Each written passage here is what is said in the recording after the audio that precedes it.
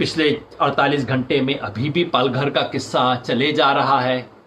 शुरू हुआ था एक दर्दनाक घटना से और धीरे धीरे शर्मनाक बनती जा रही है। शर्मनाक इसलिए कि जिस तरह से हम उसको रिएक्ट कर रहे हैं। जैसा मैंने कहा, घटना में 3 लोग बिल्कुल बेकसूर लोग मारे गए। उनमें से 2 संत थे, हालांकि संत होने के कारण उन पे हमला नहीं किया गया। और शुरू में कोशिश हुई कि इसके अंदर कुछ मुस्लिम एंगल, अगर कोई भगवाधारी होगा तो जरूर मुसलमान ने मारा होगा, वो निकला नहीं। फिर उसके बाद कोशिश हुई कि इसमें कुछ पॉलिटिकल कलर दिया जाए, वो भी नहीं निकला। अंततः ये निकला कि उस गांव की जो सरपंच है वो तो खुद बीजेपी से है। आज उसका इंटरव्यू भी आया है, वो भी बेचारी बेकसूर लगती है, उसका भी कोई मतलब नहीं है इस चीज़ों से। मोटी बात जो उभर के आ रही है वो ये कि उस इलाके में इतनी जबरदस्त र्यूमर चली हुई थी कि कुछ लोग बच्चों को उठाएंगे, किसी बच्चे की किडनी निकाल लेंगे, किसी का कुछ निकाल लेंगे। बच्चों के ऑर्गन्स का व्यापार चल रहा है और उसके व्यापारी घूम रहे हैं। तो गांव वाले लाठी बाठी लेके तैयार बैठे रहते थे, कोई आएगा। ऐसे में गाड़ी आई, उसको पकड़ के मारा। और ये जो रिप्रेजेंटेटिव है, जो सरपंच एटलीस्ट जो कह रही हैं, वो कह रही है कि हमारा कोई बस नहीं था, ऐसी भीड़ और इतने आक्रोश में थी, हम कुछ कर नहीं पाए। तो अगर कोई गहरी बात सोचने की है तो वो ये है कि हम ऐसा माहौल समाज में कैसे बनने देते हैं, इस तरह की र्यूमर्स कैसे चलती है। इस र्यूमर का कोई धर्म से ताल्लुक नहीं है।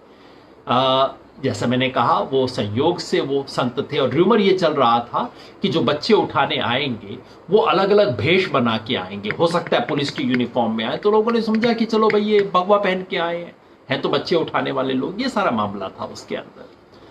सोचना ये है कि इस तरह की र्यूमर्स कैसे चलती हैं। सोचना ये है कि समाज के उस वर्ग में इतनी एंग्जाइटी, इतनी चिंता, इतना गुस्सा ये क्यों है।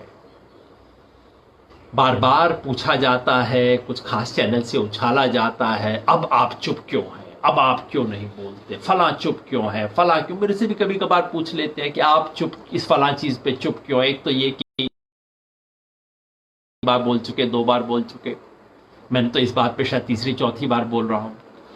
लेकिन गंभीर सवाल है, किस सवाल पे बोला जाए, किस सवाल पे नहीं बोला जाए। तमाम तरह की नृशंस हत्याएं होती है इस देश के अंदर।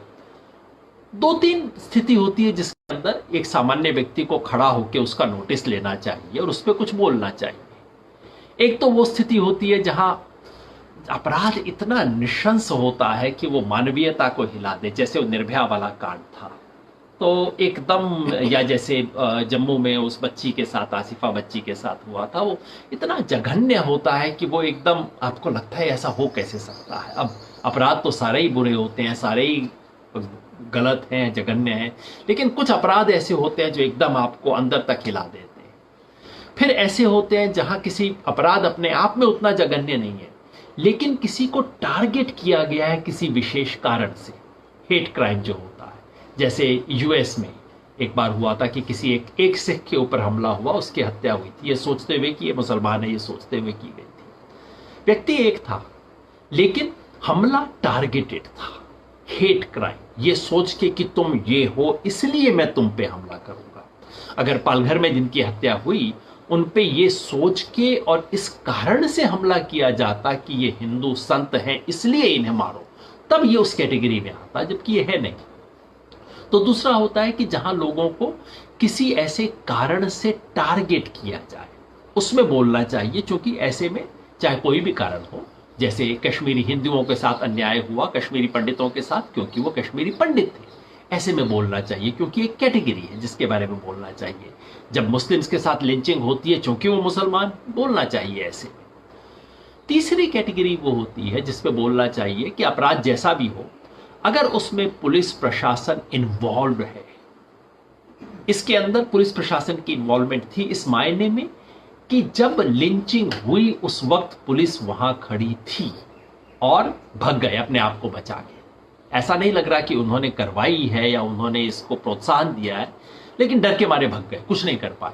इसलिए इसका सवाल उठाया, उठना चाहिए। चौथा वो केस होता है जहां ये सब होने के बाद उसको डिफेंड किया जाए। ध्यान है ना क्या कुछ हुआ है हमारे देश में। लिंचिंग के बाद लोगों को मालाएं पहनाई गई हैं, उनका पब्लिक में स्वागत किया गया है, उनको पता नहीं क्या क्या घोषित किया गया, तुमने बड़ा शानदार काम किया है, बड़े बड़े नेता उनसे मिलते हैं, उसमें प्रोटेस्ट करना चाहिए। तो ऐसी कैटेगरीज हो इसके बारे में बोलना चाहिए, मेरी सोच है। इसलिए कुछ चीज़ों पे ज़्यादा बोलता हूँ, कुछ पे कम बोलता हूँ। अगर कुछ गलती हो तो आप जरूर बताइएगा। अगर आपको हमारे वीडियोस पसंद आए तो प्लीज़ लाइक करें, सब्सक्राइब करें और शेयर करें।